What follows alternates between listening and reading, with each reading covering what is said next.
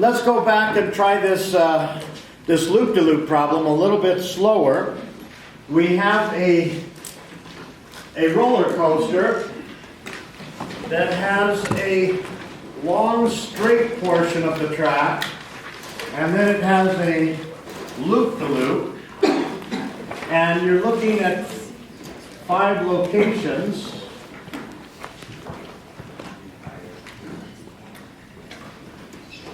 And the first thing you're asked to do is draw the velocity vectors. Well, the velocity at A is by definition 0. You start from rest. The velocity vectors are always tangent to the path that you're going, and so they're kind of out the front windshield. And as you go uphill, you slow down. So this one should be smaller. I'll make this one bigger. This one would be smaller than that. And this one would be even smaller. And then as I go downhill, I speed up. Now the acceleration vectors, I'm going to skip A for a minute. At B, we're on a straight track, so the only possibilities are the same direction, opposite direction, or 0. In this case, I'm speeding up, so the acceleration would be the same direction. At the other points, I ask myself, what flavors of acceleration do I have? Speeding up, slowing down, or turning? And remember, we can mix flavors. At C, I'm going uphill, so I'm slowing down. And I'm also turning left, if I think of this as a roadway. And so that means I have to have an acceleration vector that's greater than 90 degrees here, towards the inside of the curvature. Now at D, I'm not speeding up, I'm not slowing down. I was slowing down, I'm about to speed up, but this is a transition point where we're taking the foot off the brake and putting it on the gas pedal. And so here the acceleration vector would be 90 degrees. At E, I'm speeding up and turning left, so there I'm going to have some acceleration that is less than 90 with respect to the velocity vector. Now at A, I'm speeding up from rest. And remember, when you start at rest, you don't have a direction to change. So you're not turning, even if you're on a curved track.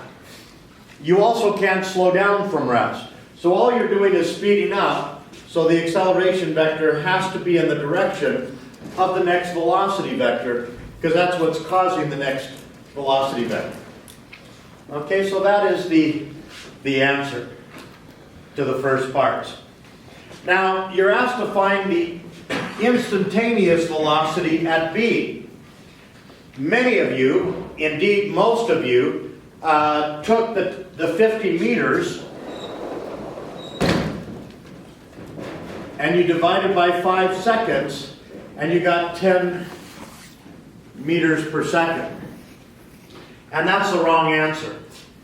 When you're looking for an instantaneous velocity, that's a motion problem. That's just screaming out for you to make your list of the 5 variables.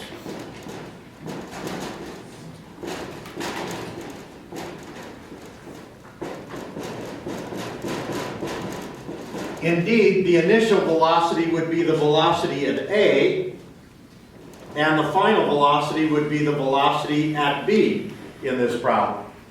Now what you need to see is that every single ramp problem is one of these one-dimensional kinematics problems. That when you have a ramp problem that has, something like this, like your homework problem, for every ramp, you can make a list. For this ramp, you can make a list. Now on this horizontal ramp, the A is going to be 0. So it's a simple list. For this one, you would have another list. And if these two ramps have the same angle, then I would have the same magnitude of acceleration. But for each ramp, you make a different list, and then you just follow your recipe. You find 3 pieces of information and you plug and chug. Okay? Now I promised you that there would be a ramp problem on the exam.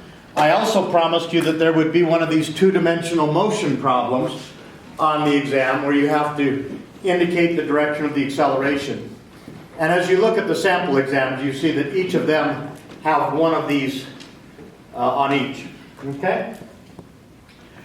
Let's turn our attention to this projectile motion. And I'm going to start with this demo called the monkey drop demo. Now, this demo was done in every single physics class at every single university on the planet. Okay, they are doing this demo in Chinese right now. Okay, maybe not, it's night over there. But anyway, this is the way the demo goes. We have a mighty hunter out in the jungle, and he spies up in a tree a monkey asleep in the tree. So the mighty hunter takes his blow dart gun and aims it directly at the monkey, straight at the monkey, and blows. Now, not to worry, it's just a tranquilizer dart. The monkey's not going to die. It's okay. Okay? Now, here's the thing. The monkey has very sensitive ears. And as soon as the monkey hears that dart leave the gun, lets go and drops straight to the ground, trying to avoid the dart. Now the question is, will the dart go over the monkey, under the monkey, or hit the monkey? Talk to your neighbor. Which do you think it is?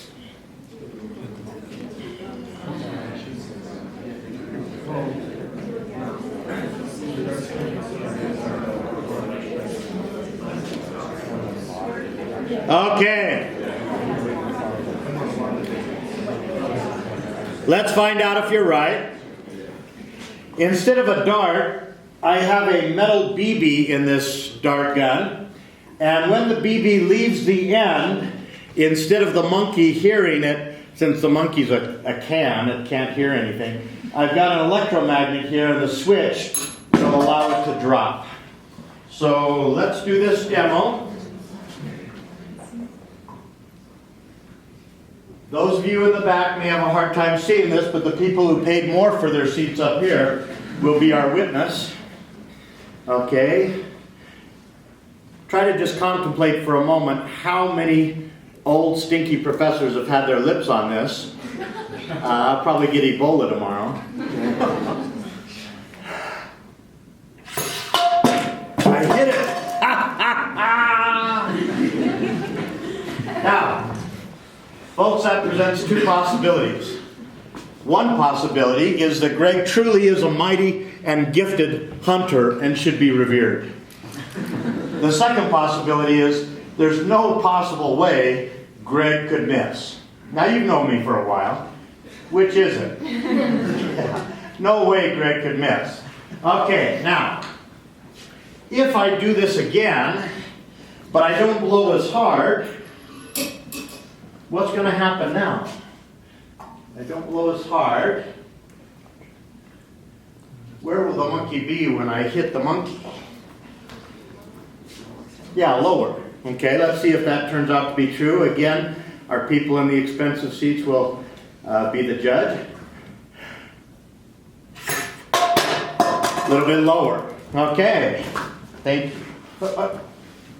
Got it. Now, this demo, as popular as it is, taught you nothing.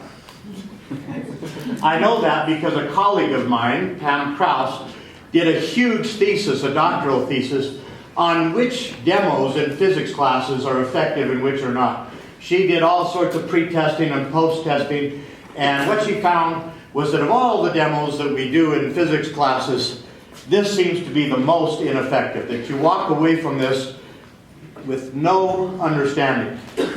So why do I do it? It's fun, and everyone else does it. I'm going to try to fix that. I'm going to try, in a moment, to actually get you to learn something from this demo.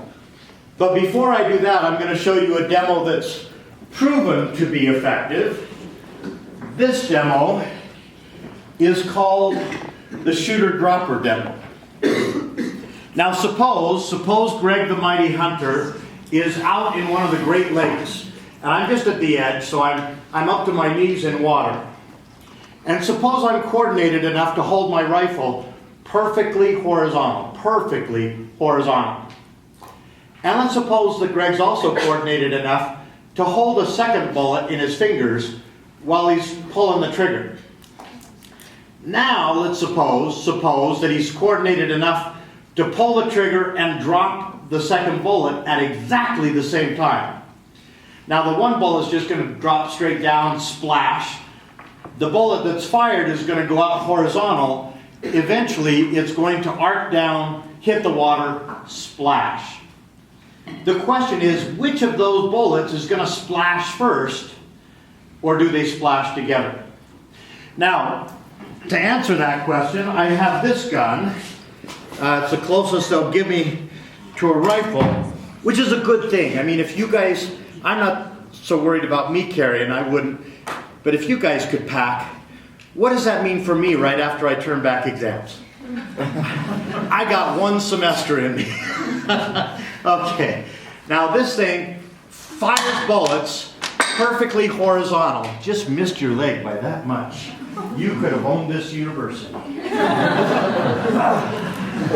Now, this gun just works on a spring. It launches the bullet forward. Now, here's the neat thing.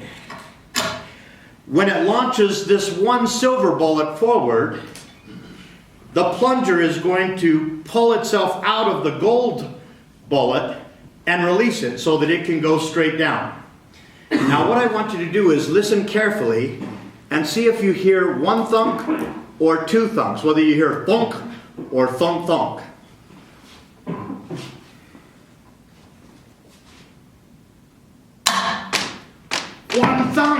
One thunk. Could have thunk it. Okay? Now folks, this is the big good news.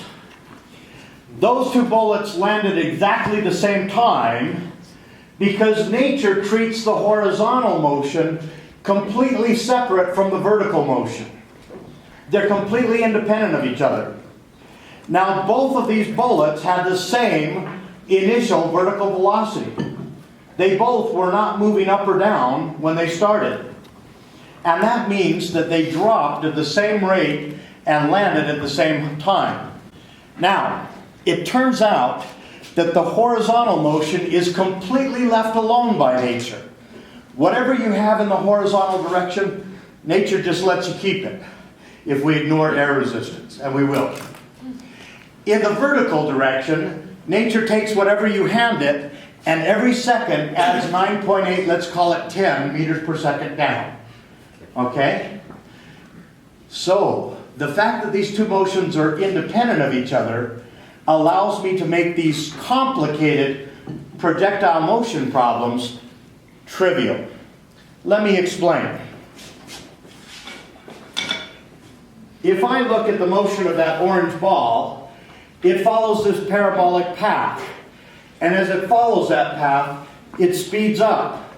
So that means my velocity vector not only changes length, it also changes direction. That's messy. I don't want to mess with that. I certainly don't want to mess with that the Monday before the exam. However, if I break up that motion the way nature breaks up that motion, if when I fire that orange ball horizontally, I also bring in my friend, the blue ball, and drop it straight down. And then I bring in my other friend, the Energizer Bunny. You may be too young to remember this, but there were commercials where the Energizer Bunny would just go at a constant speed and never stop and never stop. And that's what we watched during the Super Bowl. You know, there was no fancy commercials, just an Energizer bunny. We were easily amused. Now, here's the thing.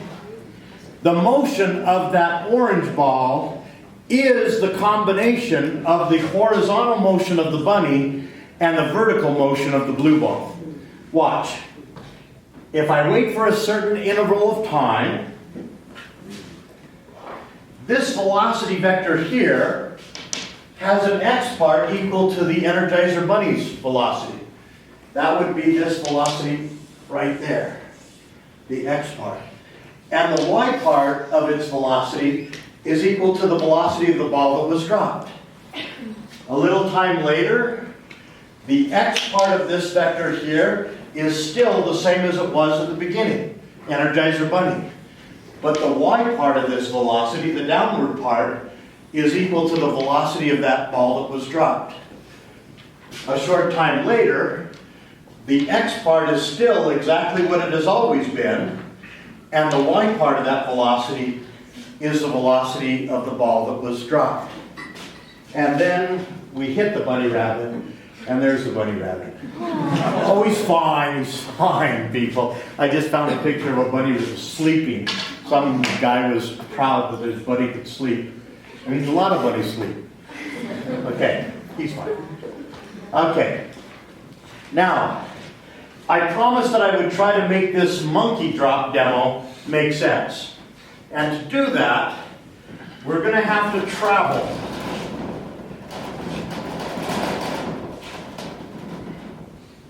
We're going to have to travel to a distant planet called Hellings. Hellings. That stands for no air resistance and no what? Gravity. Now, on the planet Hellings, when you fire a bullet, it just follows a straight line like a laser beam. There is no gravity, and so it just keeps on going. Okay? Uniform motion.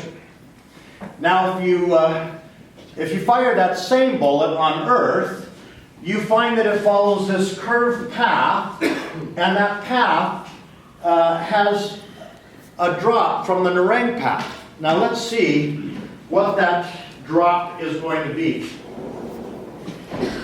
If I use this equation,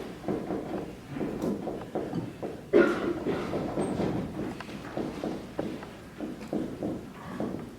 you recognize that equation? It's just the third kinematic equation with y instead of x, because we're looking up and down instead of left or right. Now, if I call down the positive y direction, then the distance that this thing drops at any given time is going to be that distance d on the picture. It starts out with no velocity in the y direction. And the AY is going to be positive because it points down, and I'm choosing down as positive. So this is going to be plus 1/2 times 10 meters per second every second times delta t squared. Or D is going to equal 5 meters per second every second delta t squared. Now you see that this is the formula for a parabola, and that's what we get. Now, if instead of firing that bullet horizontal, we fire it up at an angle, such that it starts with an initial vertical velocity. On an Hellings, it will go in a straight line like a laser. Okay? And if I look at this equation,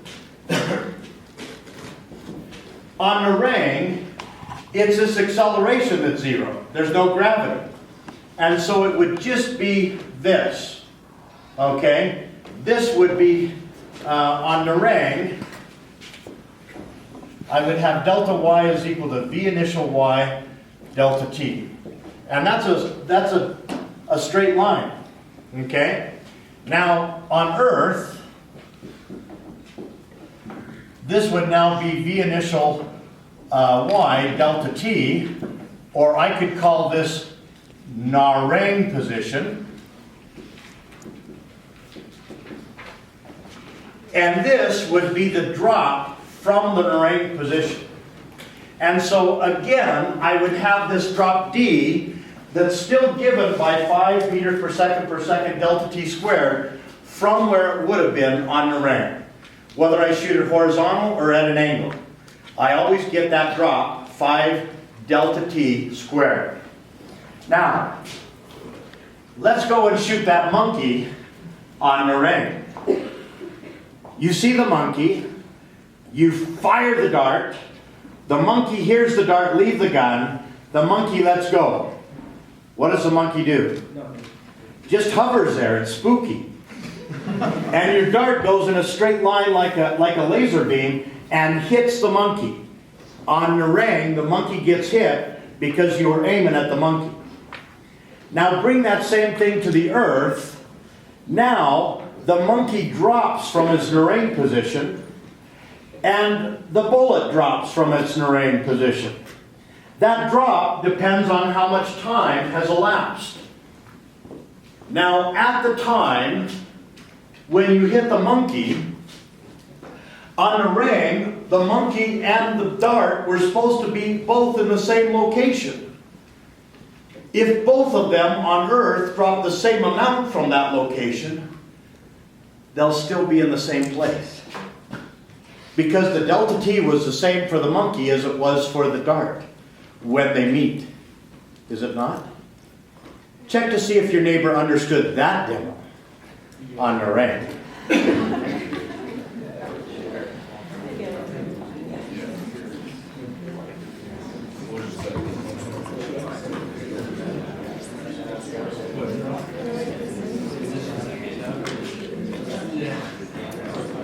Okay. I wish I had a waist like that guy. Dang. Diet and exercise, people. Diet and exercise. Okay, I have a handout for you. This handout has a sample problem.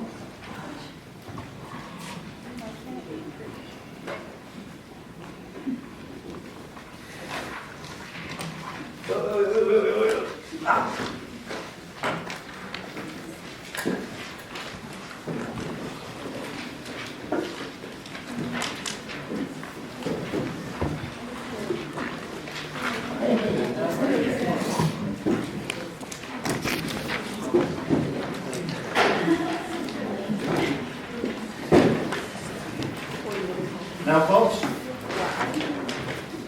when we were doing one-dimensional kinematics problems, there was 2 ways to do it. With your brain, or just follow the recipe without your brain. And both ways get to the same answer. I'm going to show you that with these 2-dimensional problems, you can work them both ways, with your brain or just with the recipe. Does anyone not have any hand up? Okay, come back there. Okay, you need to come here. Did you get one back there? Okay. No, I'll step on your iPhone. Okay. Now, in this problem, an ugly giant, not all giants are ugly, but this one is, rolls a billiard ball with uniform velocity of 30 meters per second over 60 miles an hour across the top of his desk. Big desk. The ball rolls off the edge of the desk and lands on the floor 120 meters from the edge of the desk. Now first, I'm just going to use our gut and our understanding of acceleration and average velocity to solve this problem. Then I'm going to show you how to follow the recipe. What we're looking for, ultimately, is how high is the desk? Well, we take the velocity of that ball and we let that be the velocity of our Energizer Bunny. Because just like the Energizer Bunny, the x part of the velocity doesn't change speed. Now we asked ourselves, how long will it take that bunny to get 120 meters from the edge of the desk? 4 seconds. If every second the bunny goes 30 meters, it's going to take 4 seconds to get to the 120 mark. Now we're told that that ball lands 120 meters from the edge of the desk. And we know that it lands right on that bunny rabbit. So, how many seconds before the billiard ball hits the ground? 4 seconds. 4 seconds. Okay, now let's go and look at the motion of the ball that's dropped straight down. How fast will it be going?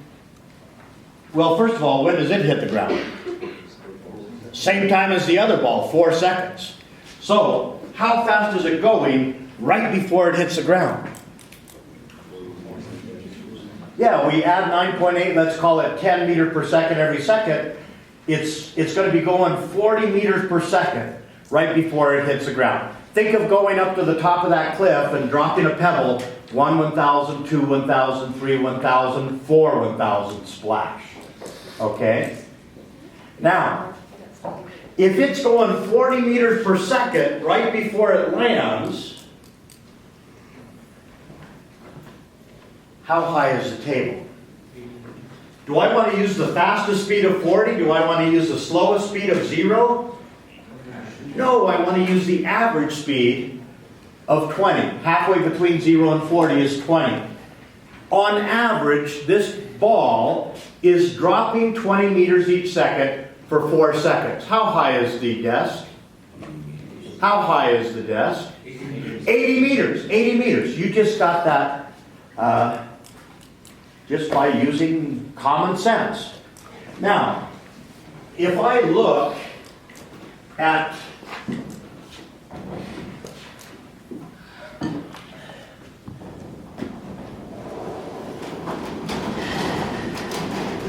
look at that orange ball as it leaves the desk, it's going at 30 meters per second. And that's at t equals noon. At t equals noon plus 1 second, its velocity in the x direction has not changed. But now, nature has taken the 0 in the y direction and added 9.8, let's call it 10, down. Now, if this ball had a speedometer, the speedometer would not read 30, it would not read 10, it would read the magnitude of the total velocity vector. And that would be 30 squared plus 10 squared square root. And if I asked you what angle it was traveling at 1 second after noon, that angle would be the inverse tangent of the opposite side over the adjacent side. Now, at 2 seconds after noon,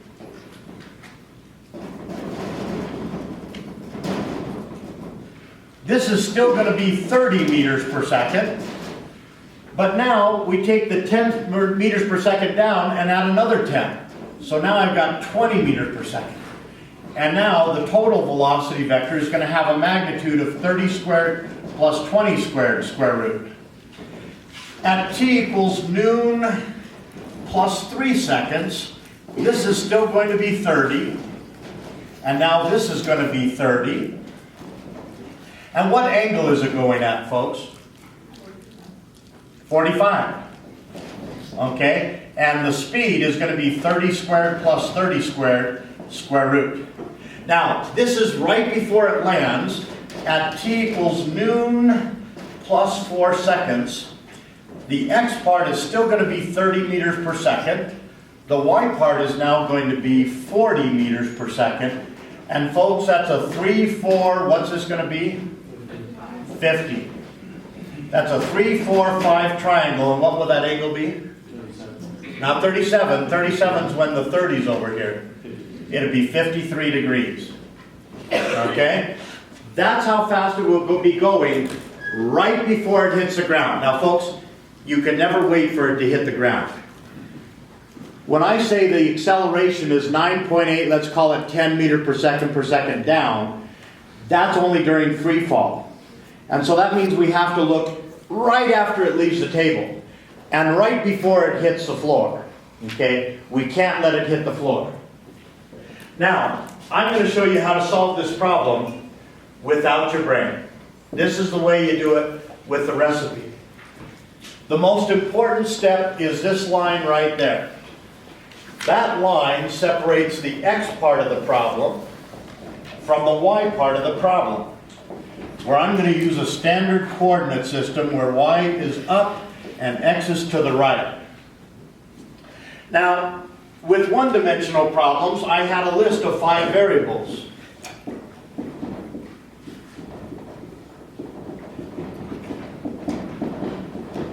With two-dimensional problems, I have 2 lists with the same 5 variables.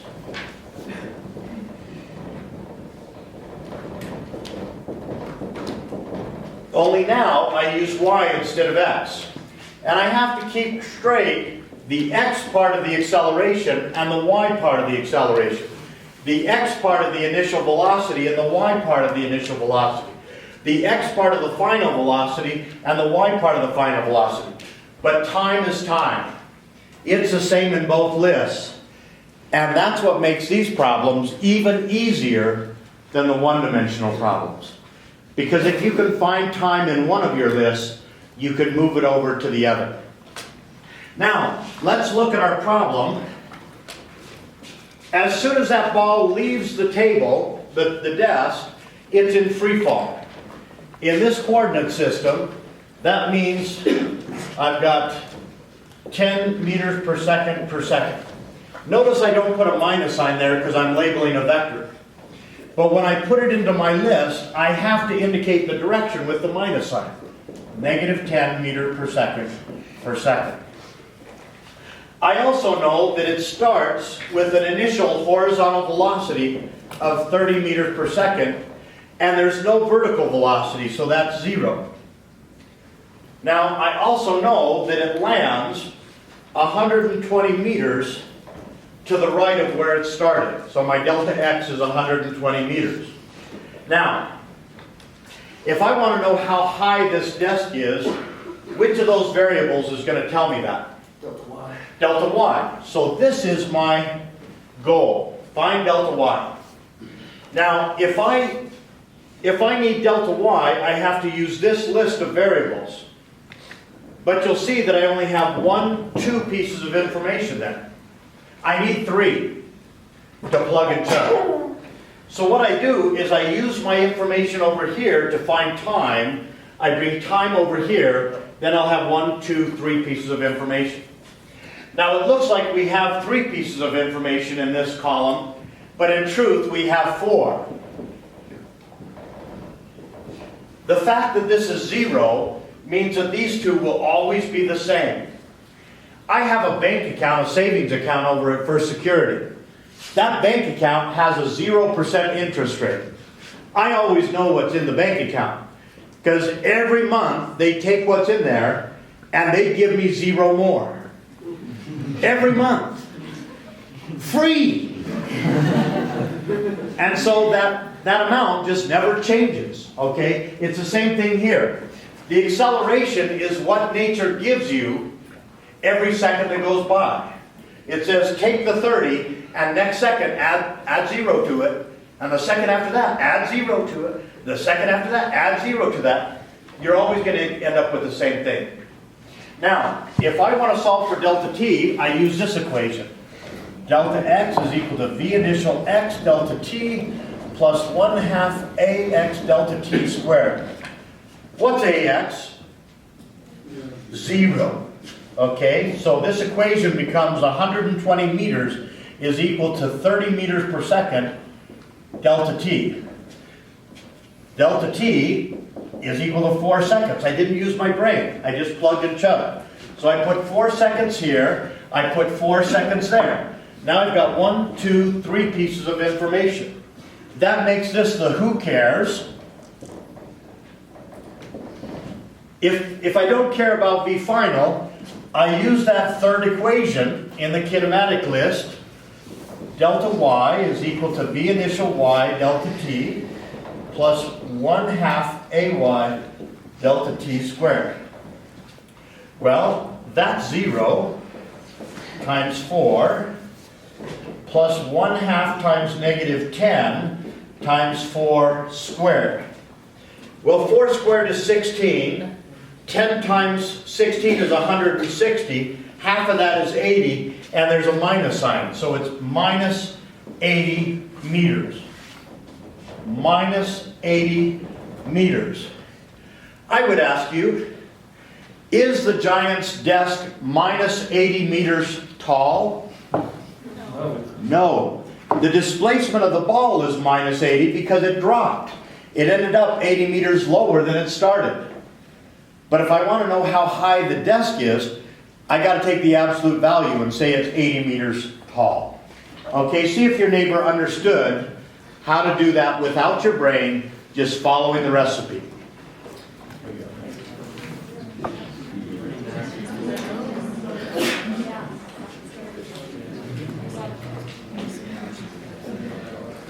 Now, if I had plugged and chugged, I could easily find that V final in the y direction is equal to V initial in the y direction plus AY delta t. That's going to be 0 minus 10 times 4, or negative 40 meters per second. Now, right before it lands, right before it hits the floor, its x velocity is 30, and its y velocity is negative 40, or 40 down. And that means the total velocity is going to have a magnitude, a speed, the reading on the speed meter, of 30 squared plus 40 squared square root, which just happens to be 50. And this would be 53 degrees. So again, just by following the recipe, I get the same answers as if I just use my gut. Now, questions on that problem? Let's look at the problem that you turned in today. I notice as I received your homework that many of you had that wrong. That's okay. Those are little points. You want to make those mistakes before the midterm. A plane fires a bullet with an initial velocity of 100 meters per second at an angle of 37 degrees below the horizontal. The bullet lands 2 seconds later. As always, we're going to ignore air resistance and we're going to assume that G is 10 meters per second per second. You're asked to find how high above the level ground was the plane when it fired the bullet. Many of you said 120 meters. That's not right. Okay? How far does the bullet travel in the horizontal direction? Many of you said 160 meters. That's right. Find the magnitude of the velocity, the speed, right before it hits the ground. Okay? Now, this time, we're going to do it without our brains first. Okay? We're going to do it with the recipe. There's the bullet leaving the barrel of the gun at an angle of 37 degrees below the horizontal. As soon as it leaves the barrel, it's in free fall. 9.8, call it 10 down. Now, we set up our list. That's the first step of any one of these solutions. And we do it in the context of our coordinate system. Now, in free fall, the first thing you put into your table is the acceleration. It's, in this coordinate system, going to be 0 in the x and negative 10 meter per second in the y. Okay? Now, folks, this is going to be the most important question you're asked all day, unless someone asks you to marry him or her. Okay? Where does that 100 meter per second go in my table? Where do I put that 100 meter per second? It doesn't. What? No. What? Where? It doesn't go. It doesn't fit. It's not in the x direction. It's not in the y direction. You've got to break that vector up into its x part and its y part because nature does. Nature treats those two parts differently, and you have to if you want to understand nature. Okay? So this is a 3, 4, 5 triangle. 3 times 20, 4 times 20, 5 times 20. Now when I put it into my table, the x part is positive because it's to the right. The y part is negative because it's down. Now, again, I don't put the minus sign here where I'm labeling a vector. The vector has an arrowhead that tells me it's down. Now, I'm told that the time is 2 seconds, so I get to put that in there. I have one more piece of information, and that is, if this is 0, and it always is in free fall, this will be the same as that. So the final x velocity is 80. Now, the first question asked how high was that plane when it fired the bullet, if it flew through the air for 2 seconds before landing. So that's going to be my delta y. I'm looking for delta y. And at this point, it's just plug and chug. I take my V initial, I plug it in there. I take my time, I plug it in there. I take my AY and I plug it in there, and I just turn the crank. And you'll notice that I don't get 120 meters. Now, it turns out that 120 meters was the most common wrong answer when this was on an exam.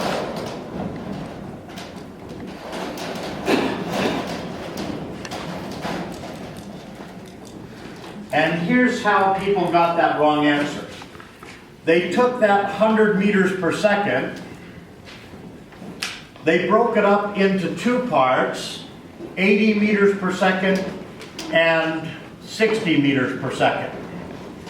And then they used the fact that it was flying through the air for 2 seconds to say, well, in 2 seconds this would go twice as far, and this would go twice as far. In other words,